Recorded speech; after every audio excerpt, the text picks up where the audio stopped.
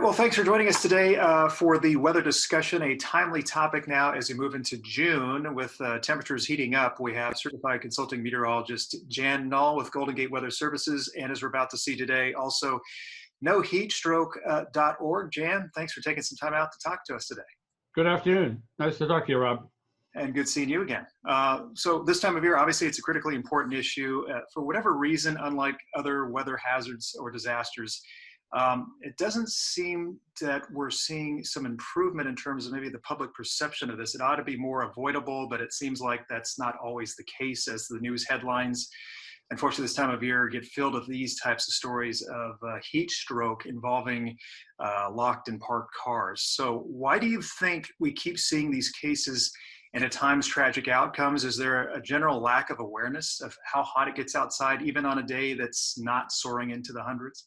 Yeah, there are a number of misconceptions that kind of keep going on. One is that people say, "What would never happen to me?" They don't think they would ever forget their child. Yet that accounts for a little more than half the cases. And people also think, well, it's not that hot a day. It's okay to leave a child or a pet in a car. And both those misconceptions can be very deadly quite rapidly, actually. So in your research then, you've been a really great meteorological commodity for us in the Bay Area. We go to you for a lot of background and a lot of stories, but in all of the different aspects of your own study, I mean, what really got you interested specifically with heat stroke issues involving kids in these parked cars? It originated back in July of 2001. I got a call from a local reporter after the death of a 5-month-old down here in the San Jose area, and wanted to know, well, hey, Jan, how hot could have gotten inside that car? And I go, well, I don't know precisely, but I can find out. So I'll Google that, figured that someone had done a study. There really weren't any comprehensive study looking at a broad range of days and temperatures and circumstances.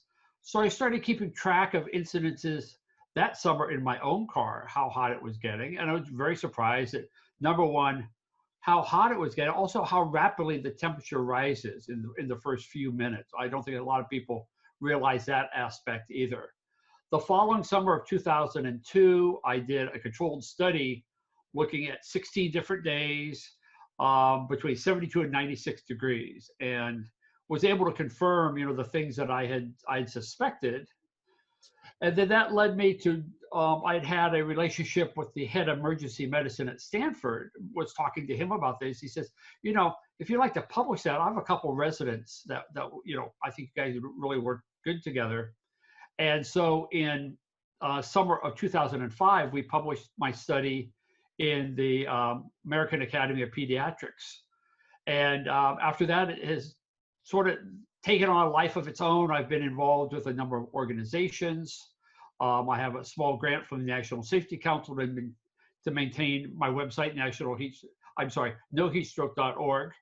And the pediatric study is literally the go-to study in the world on the topic today. So in addition to launching the website and raising awareness, as you said, since 2005, since this outreach began and trying to get the messaging out, have you seen any positive trends in trying to raise people's awareness about this issue? I wish I could say yes, but there still continues to be, well, first of all, every one of these cases is preventable, and they fall into three broad categories. One is where people accidentally forget their child in a vehicle, and that's about 54% of the cases. Another quarter of the cases are where children get into the cars on their own. A car is parked outside, they get in, they can't get back out. And then the final almost 20% or so is where you have a parent or caregiver thinks it's okay to leave a child in a car while they go do some other activity.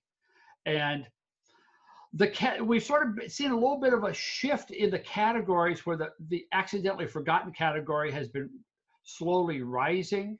And the other categories have dropped off just a little bit. We're only talking about a couple percentage points either way. So I guess the good thing on the trend line, it's relatively flat. We average 39 of these deaths per year across the country.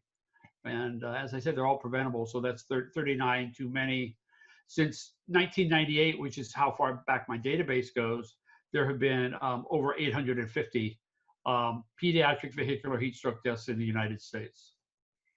Now, since this research has been ongoing, the obvious thing that probably most people want to know is, how come car manufacturers haven't come up with infrared or LiDAR systems that can detect motion inside a parked car that might be an auto engine start, get the AC running? Is that too simple a solution to hope that technology can provide some help or answers for some of this? Well, one thing is, so that's our technology, and so we're starting to see some of that in vehicles, mostly reminder technology. And but that only accounts for that 54% of cases where children are accidentally forgotten.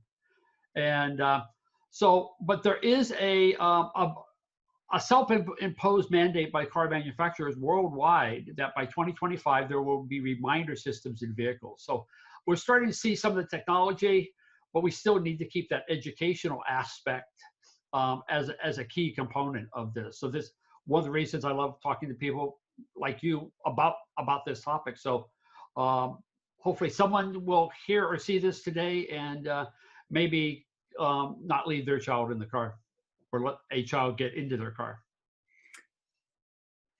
Let's hope. And well, going back to your website, noheatstroke.org, if folks want to get more information and background from what they're listening now, what can they expect? What's on that site? So it's broken down in a number of categories. One is the original vehicle heating study that I put together. You can see how fast cars heat up.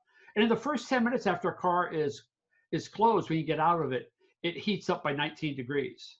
Mm-hmm. And even on an 80-degree day, which is kind of mid-range for here around the Bay Area, you're at 99 degrees in the first 10 minutes and 109 after 20 minutes. And those are deadly temperatures for an infant or a small child.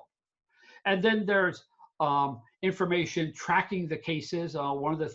One of the things that I do is the epidemiology, looking at the circumstances. So there's lots of statistics looking at when and where these sorts of incidents happen.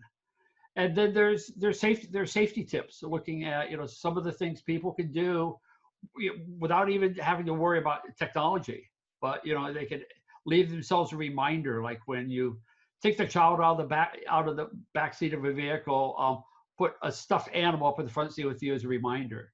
Or when you put the child back there, put your wallet, your purse, and a double window, put your cell phone back there so you're not using that while you're driving also. So just these simple sort of reminder things. Don't let children have access to key fobs where they can get into a car on their own. Some of these tragic cases actually happen where those child safety latches in the back seat, children can get into the vehicle, but they can't get themselves back out. So just cars are not a place where children should be alone, whether they're left there or whether they can get there on their own. Well, Jay, very important issues now as we move into the warmest and hottest time of year, typically around the Bay Area and beyond. Jan Null, thank you so much for joining us and bringing awareness on a very important issue, pediatric heat stroke in vehicles. We appreciate you for your time. Thank you very much, Rob. Nice talking to you.